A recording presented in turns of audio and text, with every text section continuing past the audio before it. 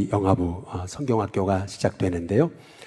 위에서 기도해 주시고 또 이가영 전도사님, 또 우리 강미영 권사님, 또 김동호 목사님 잘 은혜 가운데서 우리 영화부 이끌어 가시도록 위에서 기도해 주시기를 주님의 이름으로 축복합니다.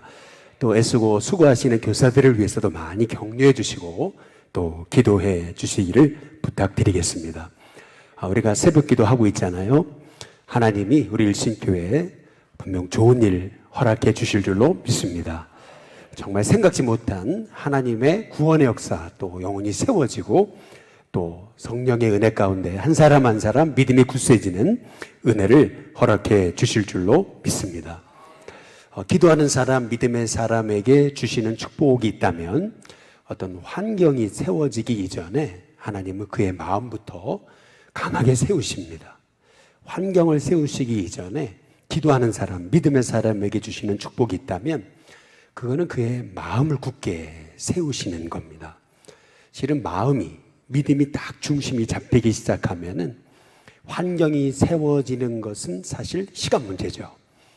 그래서 하나님은 어떤 환경을 세우시기 이전에 한 사람에게 믿음을 주셔서 그 마음을 굳게 세우시는 하나님이신 줄로 믿습니다.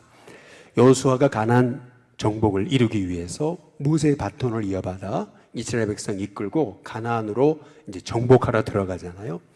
아직 환경은 세워지지 않은 겁니다. 그러나 하나님은 여호수아에게 얘기하시는 거죠. 3번이나 말씀하십니다. 강하고 담대하라. 강하고 담대하라. 강하고 담대하라. 환경이 세워지기 이전에 먼저 내 마음이 굳게 세워지면 그러면 환경은 저절로 세워지는 겁니다. 그래서 하나님은 가나안 땅을 정복하시기 이전에 여호수아에게 강하고 담대하라 라고 말씀해 주시는 거죠. 그냥 강하고 담대하라 라고 말씀만 주시는 게 아니고 또 3번이나 내가 모세와 함께 있었던 것 같이 너와 함께 있을 것이다. 너를 떠나지 않는다. 내가 반드시 너와 함께 있겠다. 함께 있겠다라고 하는 말씀을 또 3번이나 하나님이 여호수아에게 주시는 거죠. 저와 여러분이 믿음으로 나아갈 때 하나님이 저와 여러분의 마음, 그 심지를 곧게 세우시는 은혜를 허락해 주실 줄로 믿습니다. 그래서 우리가 새벽에 우리가 함께 살펴보셨듯이 다윗이 골리앗 앞에 서서 그와 싸워 승리한 원인은 어디 있었을까? 백성들의 간담이 녹았다 그랬거든요. 그 골리앗을 바라보고 간담이 녹았다. 이게 참 표현이 재밌는 거죠. 아주 가슴을 쓸어내렸다. 간담이 녹았다. 이게 참 너무 재밌는 표현입니다. 그런데 이 백성들만 그런 게 아니죠. 싸우러 나갔던 이 다윗의 형 엘리압도 다윗이 싸우러 나간다 그러니까 그러잖아요. 아니 구경하러 온 주제에 너 애잖아. 이제 이렇게 이제 조롱하고 비웃는 거죠. 뿐만 아니라 왕이라는 사울도 다윗에게 그러잖아요. 아니 왕이 어떻게 그렇게 싸우러 나간다고 하는 어린아이한테 뭐라 그러냐면 너는 저 사람하고 싸우면 백전백패라는 거죠. 저 골리앗은 어렸을부터 싸움 병기로 훈련받은 사람인데 살인 병기인데 네가 어떻게 저 사람하고 싸워. 여러분 이게 다윗이 들었던 말입니다. 이 정도 얘기 들으면은 우리 같으면 어차피 저 안 되겠죠 이렇게 하고 뒤를 물러섰을 텐데 다윗은 그렇지 않았다는 거죠. 그 사무엘상 17장을 여러분이 100번 1000번 한번 읽어보세요. 거기 한 말씀조차도 다윗은 절대 부정적인 얘기가 없어요. 오히려 한번 따라해 보시죠. 전쟁은 하나님께 속한 것인지. 전쟁은 하나님께 속했다. 이 싸움은 나의 싸움이 아니고 하나님의 싸움이다.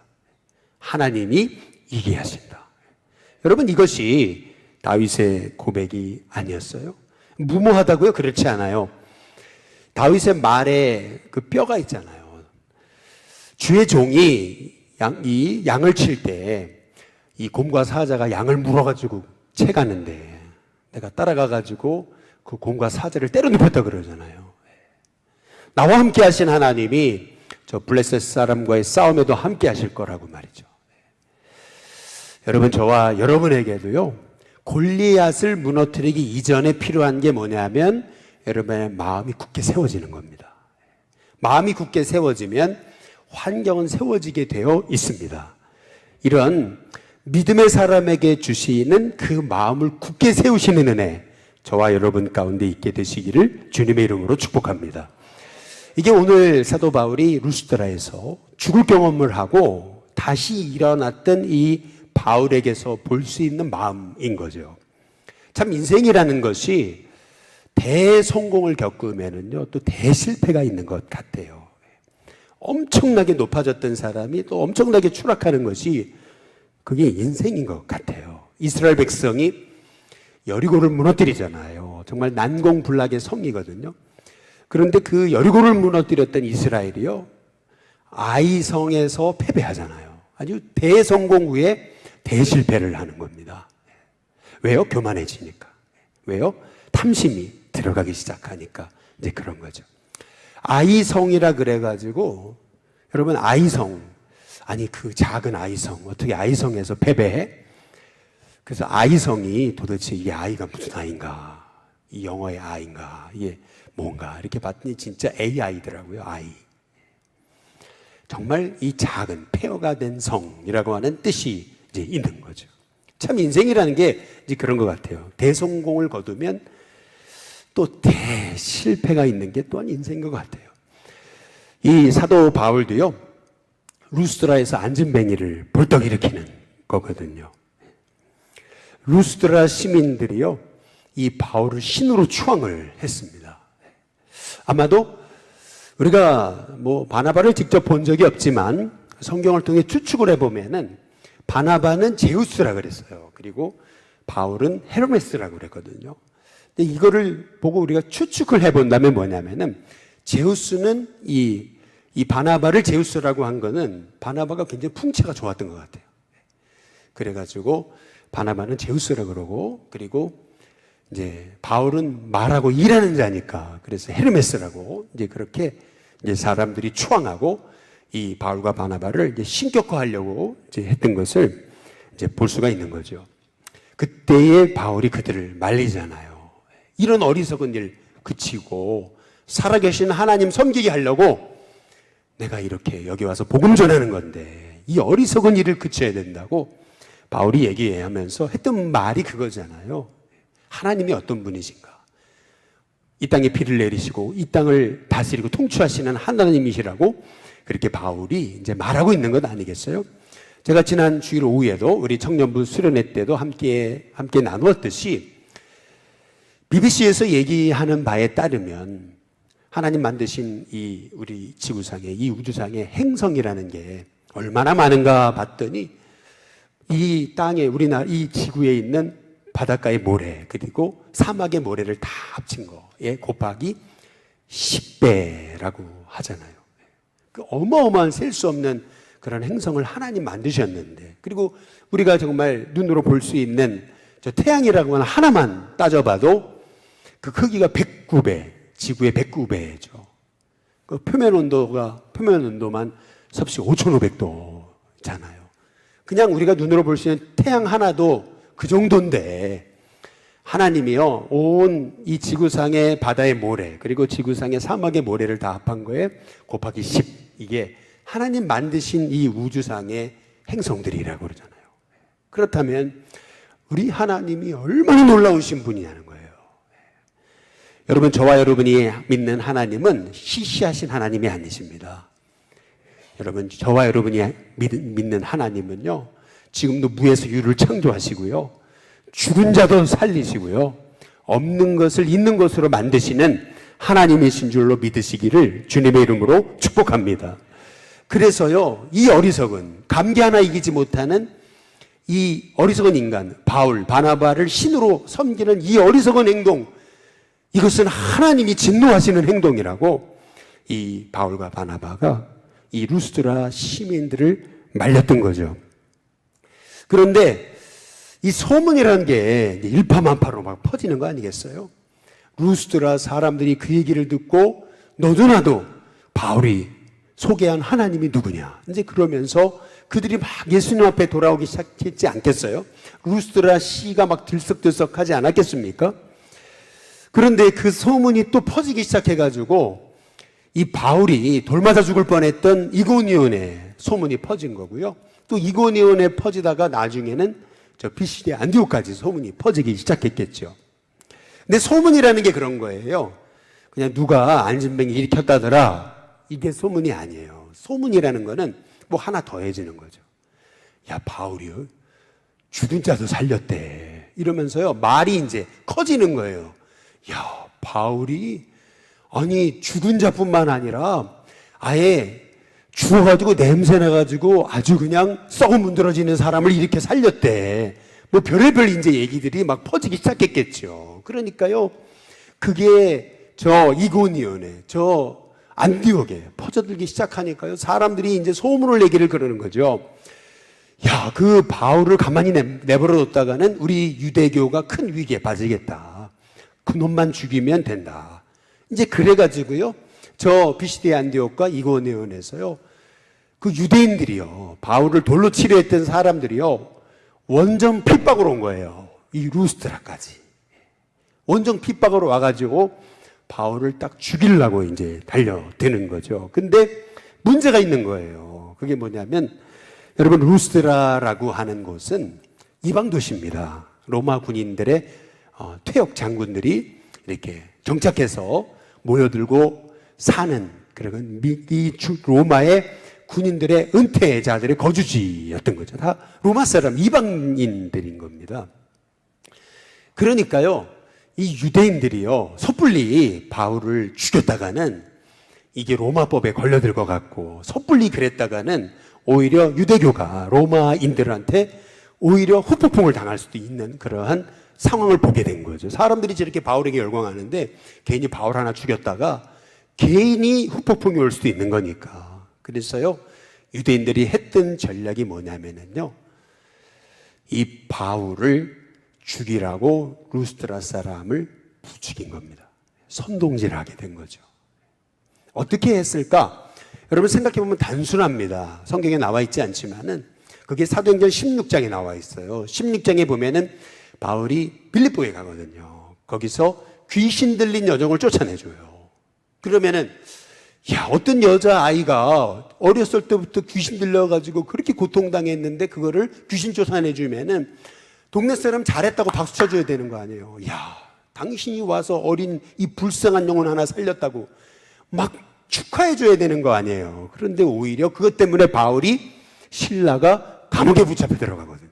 근데 그 이유가 뭐냐면은 성경에 나와 있잖아요. 저들의 이익의 소망이 끊어진 걸 보고라는 거. 그 아이가 전 봐주고 막 미래 봐주고 막 그렇게 해주는 아이였는데 그에 붙잡고 돈벌이 했거든요. 근데 계획에서 귀신이 떠나버리니까, 근데 돈벌이 못 하잖아요. 그러니까 그것 때문에 결국 이 바울과 이 신라, 이 전도자들이 우리 이 로마의 풍속을 해친다, 이제 그래가지고요, 우리의 미풍양속을 해친다, 이제 이래가지고 결국 바울을 감옥에 가두게 됐던 거거든요. 결국 그 뒤에는 뭐냐면 미풍양속, 뭐 문화, 뭐 이런 것들이 아니고요. 사실은 그 뒤에는 뭐가 있냐면 기득권의 문제가 있는 거죠. 이 로마 사람들한테도, 루스드라 사람한테도 그런 거예요.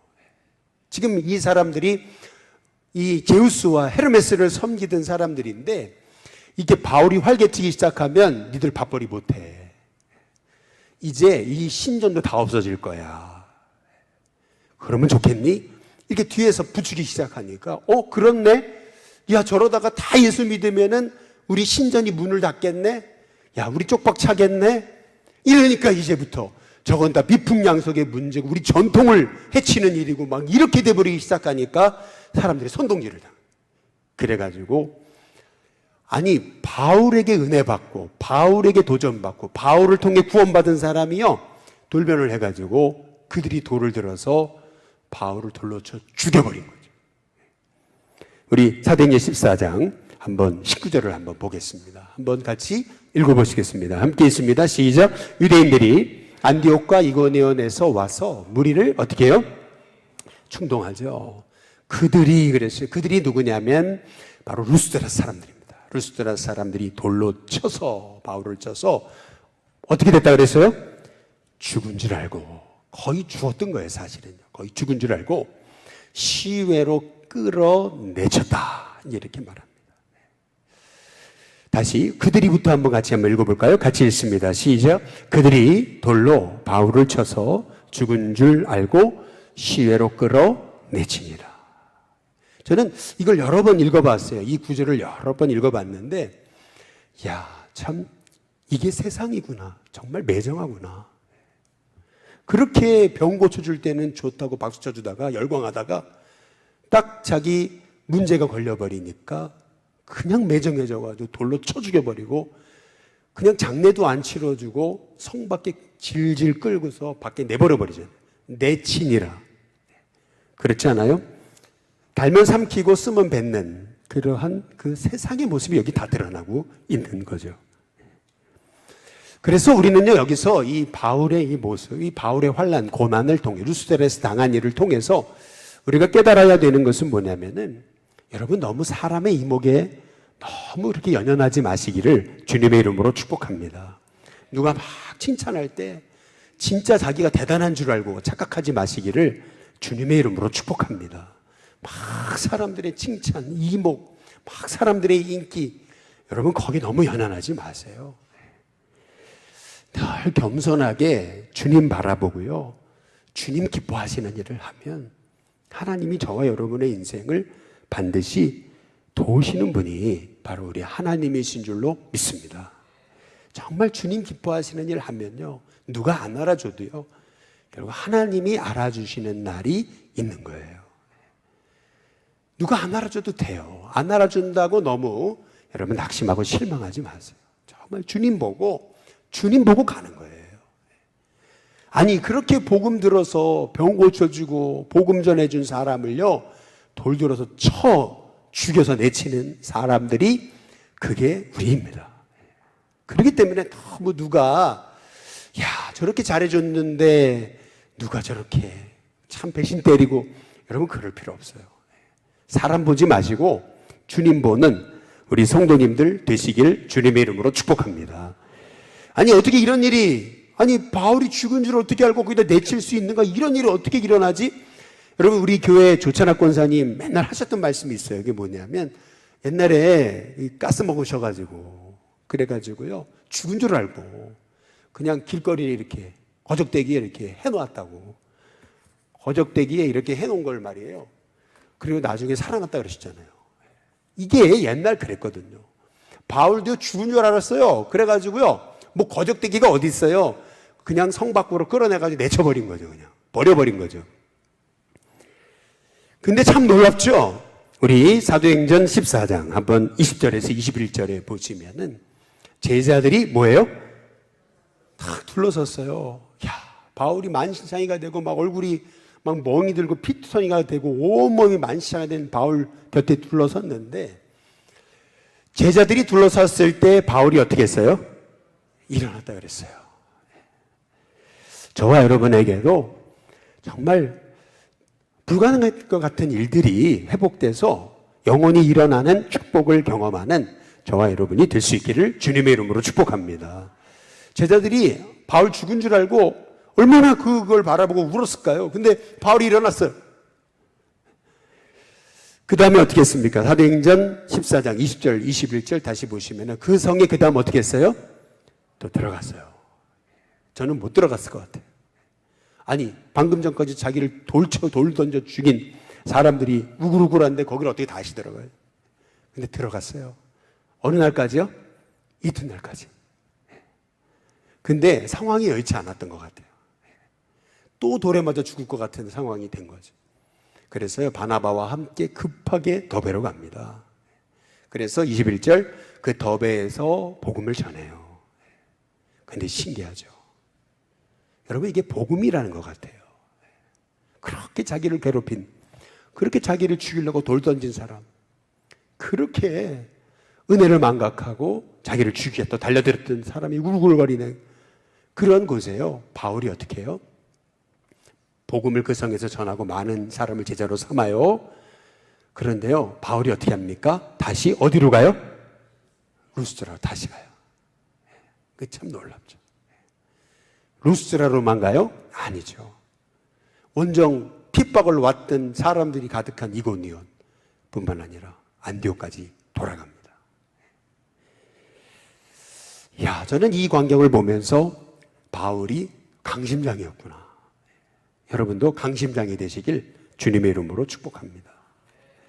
옆에 분한테만 인사해 보시기 바랍니다. 강심장이 되시기 바랍니다. 저는 이게 주님이 주신 마음이라고 생각해요. 바울의 의지라기보다는 주님이 바울에게 그런 마음을 주신 것 같아요. 강심장. 죽음을 죽으리다. 불 속에 뛰어드는, 정말 구덩이에 뛰어드는 이 바울의 마음이죠. 강심장. 저와 여러분에게 이런 강심장의 은혜가 있게 되시기를 주님의 이름으로 축복합니다. 다윗이 골리앗 앞에 섰는데요. 강심장이잖아요. 아니, 그 어린 것이 말이에요. 그 어린 것이. 그 어린 것이요. 그 골리앗 앞에 섰는데요. 이게요, 이게 키 차이도요. 이게 벌써 3배 정도 나는 키 차이. 이게 게임이 안 되는 사람이거든요. 저 사람은 아주 살인병기인데 얘는 그냥 목동 출신이고. 그런데요, 다윗이요, 강심장이잖아요. 여러분, 이게 다윗의 강심장이에요? 아니죠. 하나님이 다윗에게 그런 강심장을 주신 줄로 믿습니다. 저와 여러분에게, 여러분의 자녀들에게 이런 강심장을 주시는 은혜가 있게 되시기를 주님의 이름으로 축복합니다. 여러분, 이게 믿음의 사람에게 주시는 축복입니다. 이게 정말 주님 바라보는 사람에게 주시는 축복이에요. 사람 보지 않고, 환경 보지 않고, 정말 주님 보는 사람, 정말 주님의 일을 하기 원하는 사람, 정말 주님의 사랑에 붙잡히기 원하는 사람, 정말 십자가 부활의 주님을 붙드는 사람, 다시 오실 주님을 붙드는 사람, 여러분, 그 사람에게 이런 바울에게 주셨던 이 놀라운 강심장을 허락해 주실 줄로 믿습니다. 요셉이 그런 거거든요. 요셉이요, 17살에 노예로 끌려갔잖아요. 청소년기예요. 그리고요, 30살까지 노예로 생활하고 감옥에 들어갔어요. 그러다가 30살이 돼가지고 정말 기가 막힌 기회로 그 애굽을 다스리는 황제, 바로 바로를 만나거든요. 절호의 찬스입니다. 저 사람이 날 잘 봐주면은 내 인생 쨍하고 해 뜰 날 오는 거예요. 여러분, 그렇다면 그 사람이 네가 꿈을 잘 푼다지 라고 그러면은요, 우리가 뭐라고 대답합니까? 너가 꿈을 잘 푼다지 이러면은 뭐라고 대답하겠어요? 제가 조금 하죠 뭐. 아니면 좀 못하지만 좀 말씀 좀 해보시죠. 뭐 이렇게 괜히 못 이기는 척하면서. 그런데 여러분, 요셉이 뭐라 그래요? 네가 좀 꿈을 좀 푼다더만 이렇게 얘기하니까 여러분, 요셉이 뭐라 하냐면 제가 하는 게 아닙니다. 하나님이 하시는 겁니다. 이거요, 미친놈이에요. 죄송합니다. 어이구, 이런 말이 나왔네요. 이 사람이요, 요셉이요, 이게요, 진짜 몰라도 모르는 사람, 인생을 모르는 사람이에요. 이럴 때는요, 제가요, 조금 하죠. 여러분, 이렇게 해야 이게 지혜로운 사람 같죠. 근데요, 바로도요, 사람 많이 만나봤을 거예요. 사람 많이 만나본 사람은요, 딱 보면 알아요. 그렇잖아요. 이게 쇼하는지, 이게 진심인지. 근데 요셉이요, 내가 아닙니다. 하나님이 풀어주시는 겁니다. 여러분, 그때 이 바로가요, 내가 이런 사람을 만나본 적이 없는데? 그러면서 귀가 열리는 거잖아요. 여러분, 너무 머리 쓰지 마시기를 주님의 이름으로 축복합니다. 너무 계산하지 마세요. 너무 머리 쓰면은요, 잘못 가요. 그냥요, 하나님 저를 미련하게 해 주시옵소서. 옆에 분한테 인사해 보시기 바랍니다. 미련해질지어다.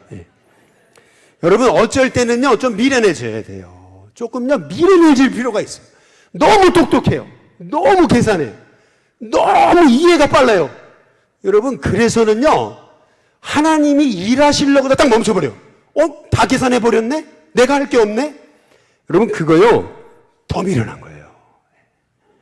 어찌 보면은요, 다윗이 골리앗 앞에 섰을 때 계산하면은요, 따라와! 그러고 나서 어떻게 해야 돼요? 제가 너무 웃겨가지고, 따라와! 그런 다음에 도망쳐야죠. 그렇잖아요? 그게 여러분 정상이에요. 계산해보면은 따라와! 약 올린 다음에 도망쳐야죠. 그러나, 여러분, 그때는 계산이 필요 없어요. 믿음 갖고 가는 거예요. 그렇잖아요? 저와 여러분에게 이러한 믿음이 있게 되시기를 주님의 이름으로 축복합니다.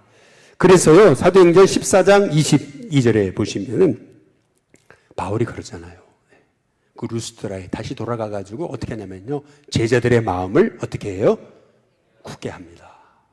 실은요, 바울이 마음을 쓰다듬어야 되는데, 오히려 위로받아야 되는데 그게 아니고 바울이 루스드라 사람, 그 제자들을 굳게 합니다.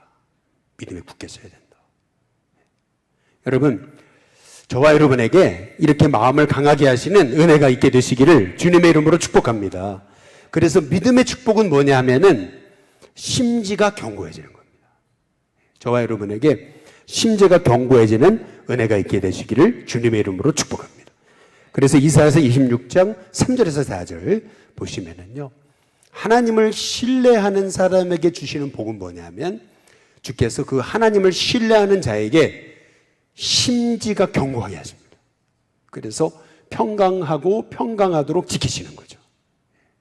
쉽게 말하면 평강하고 평강하도록 지키신다는 말이 무슨 말일까?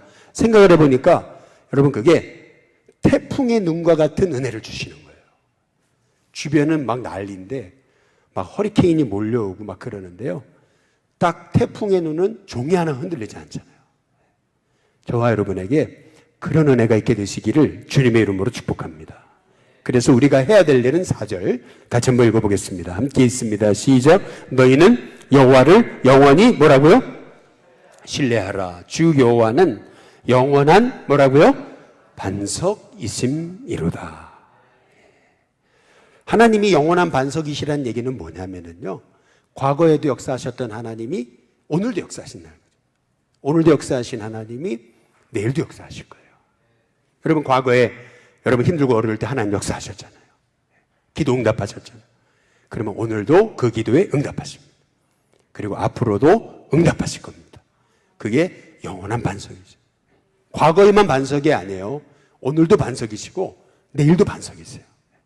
여러분, 그것이 정말 하나님을 의지하고 신뢰하는 자에게 주시는 하나님의 복인 줄로 믿습니다. 바라기는 저와 여러분이 이 사도 바울처럼 굳센 믿음, 흔들림 없는 딱 중심이 잡혀지는 그 믿음의 복이 저와 여러분 가운데 있게 되시기를 주님의 이름으로 축복합니다.